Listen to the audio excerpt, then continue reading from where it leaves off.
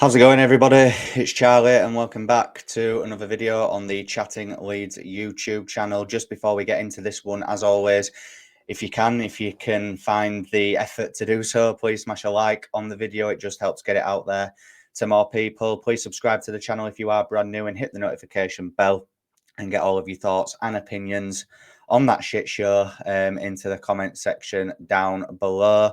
Yes, Leeds United fall into a 1-0 defeat at Fratton Park. Colby Bishop with the goal in the second half. And that was absolutely dreadful, wasn't it? That was not good at all. Now, again, I'm gonna seem fickle. This morning on the live match day warm-up show that I did, which if you dropped by in that earlier, really do appreciate it. But in that show, I was saying, keep the faith and don't panic, and people shouldn't be nervous and all that stuff, which I do still agree with. But it's raw. The game's just finished. I'm not a happy boy at all. I'm really not. That was not the performance I expected from Portsmouth at all. I thought, given that, it even said on Sky in the build-up, they had 6 defenders out injured. Lang up top, who was their main goal threat, out injured. And I thought it was the real opportunity for Leeds United, to take the game to them, really, stamp our authority, show why we are the best team in the division, which I still think we are. But today, I must admit, it was like roles were reversed. Portsmouth played like they were top of the league. In my opinion, they thoroughly deserved that win. I've got no complaints in that regard. Obviously, the crowd played a massive part. It sounded like a really good atmosphere there. Their fans were bang up for it, as every set of fans are when Leeds come to town. But I thought from the off, they made it hostile. They made it, difficult to play in. And fair play, I thought Pompey used that to their advantage massively. Let's start with the team news then. I thought he got it wrong. I thought he got it completely wrong. And it's all well and good with hindsight now, but he got it completely wrong for me.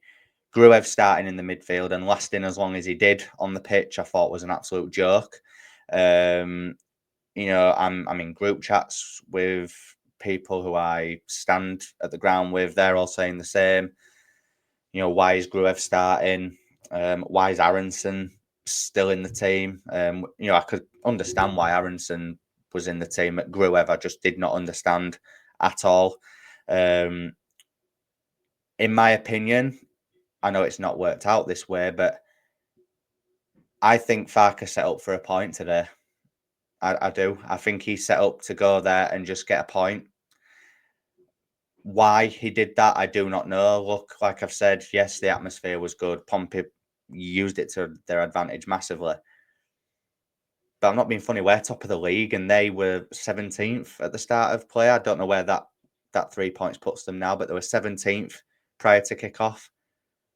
Do you know what I mean? Like, why are we going there and setting up for a point? Yes, we were on the attack at various points of that first half. We were maybe, trying to make things happen, but we weren't pushing the pace like we usually do. We just weren't. And yeah, it was really disappointing. But let's just briefly speak about that catastrophic error from the referee in the first half. Again, I'm not just saying it because I'm a Leeds fan. The pundits said, in the Premier League, that's a stonewall penalty. The ref's going like this, as if to say that Matt Ritchie won the ball. He doesn't. Goes straight through Dan James, connects with his leg, takes him clean out. It's a blatant penalty all day long.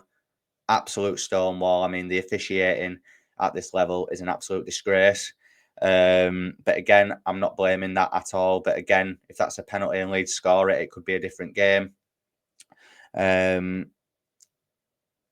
Perot chance simply has to score in the first half. Simply has to score. It's a good opportunity from Solomon, but you can kind of expect that it's not going to go in from there.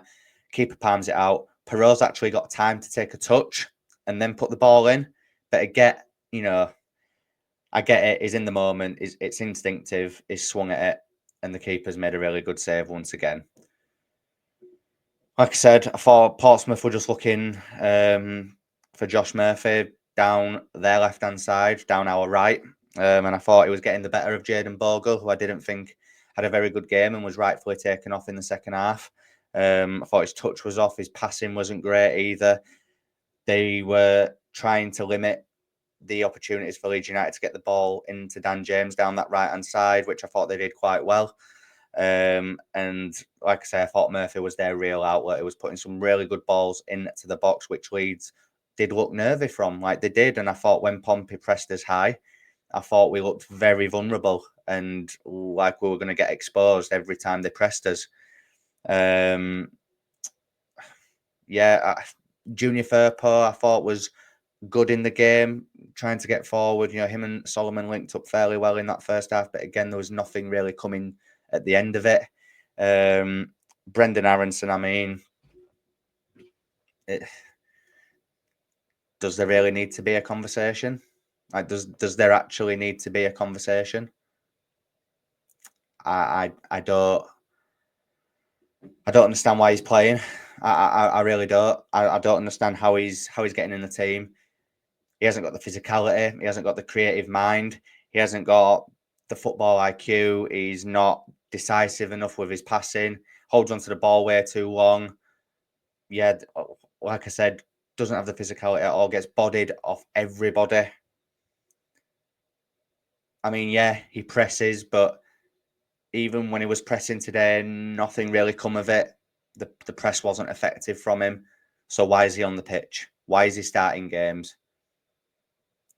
Surely it would have.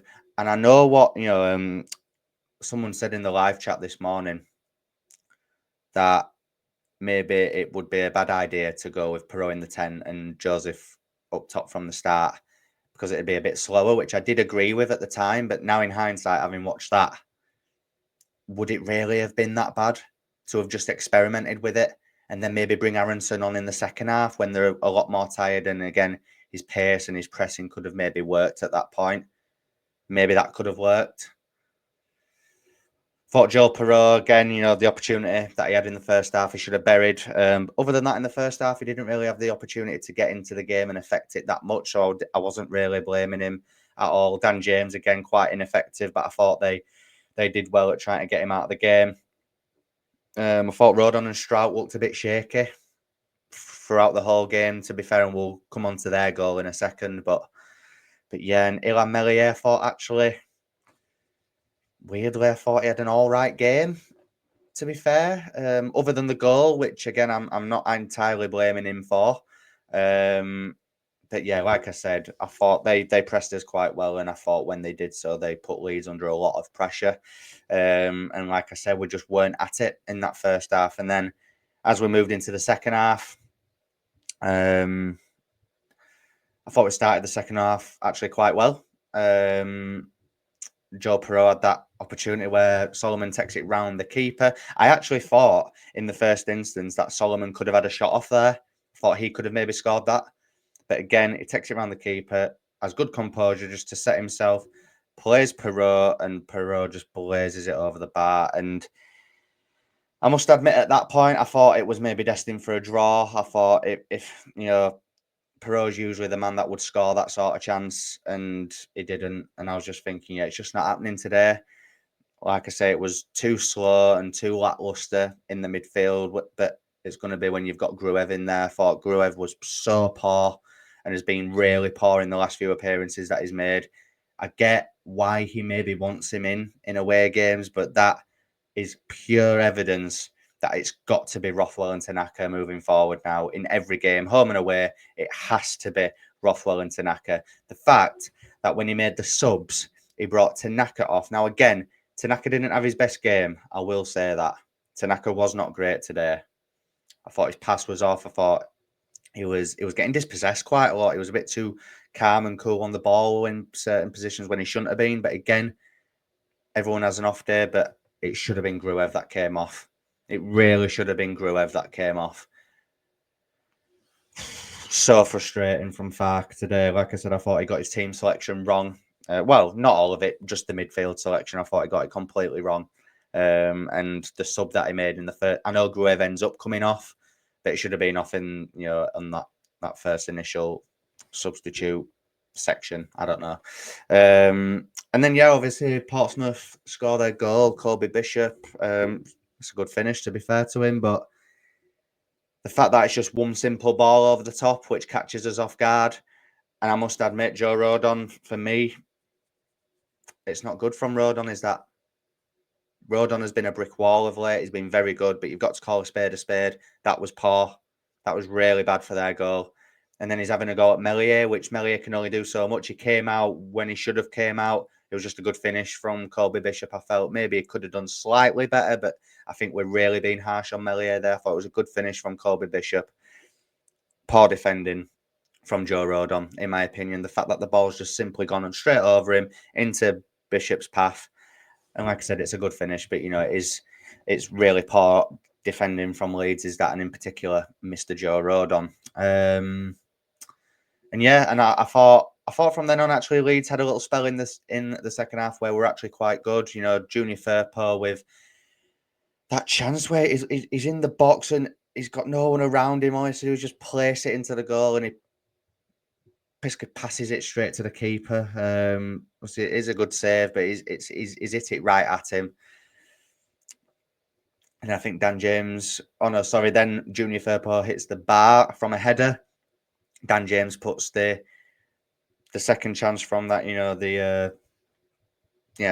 the second chance. My mind's gone blank there, for the right word. The rebound from Dan James goes wide. There was a good header from Sam Byram in added time from the corner, which you have to give fair play to their goalkeeper. He did pull off some good saves in the game to keep them in it. But there was a period where they were just sitting back and they were happy to take that 1-0 win, obviously. And Leeds could have really made it count then. We were getting on the ball a lot more. We were creating chances. But again, it just wasn't our day, was it? And I thought it was, all in all, a really poor performance from Leeds today. But obviously Sheffield United and Burnley fans will be loving this now, won't they? They'll think that they've got a chance, which I think if I was supporting them right now, I think I'd think the same thing after watching that anyway. It's crazy, isn't it? It's his first defeat since the 30th of November, but it still feels like, when you look at it like that, first defeat since 30th of November, it's like, it's not that bad, but just given the fact that they both won yesterday, they both play before us in midweek as well. They both play Tuesday, we play Wednesday. So if they both win on Tuesday, we could start the Millwall game in third, having been 5 points clear of Sheffield United at the top and 7 points clear of Burnley in third. Which, when you say it like that, it sounds horrific, and it sends a shiver down my spine. But the fixtures that they've got in midweek, Burnley are at home to West Brom. I would like to think that's got a draw written all over it. And Sheffield United have got Bristol City at home. Bristol City in the race for a promotion place. A playoff place, sorry. So, hopefully they can both do us a favour on Tuesday night, but we shouldn't have to be relying on other teams given the position that we're in. The West Brom game last week, I kind of gave them a pass on, given, the highs and the hysteria and the drama of the Sunderland and the Sheffield United games, but they're gone now. Like, they are gone. The West Brom game, that was, out of those 3 games, to get 7 points from those 3 games, that was a good return. But today was the opportunity to get a win.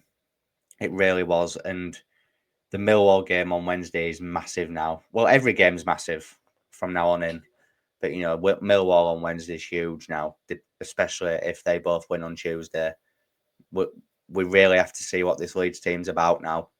And like I said this morning, I said if the worst was to happen today, that we have, historically this season, we have bounced back very well after losing games.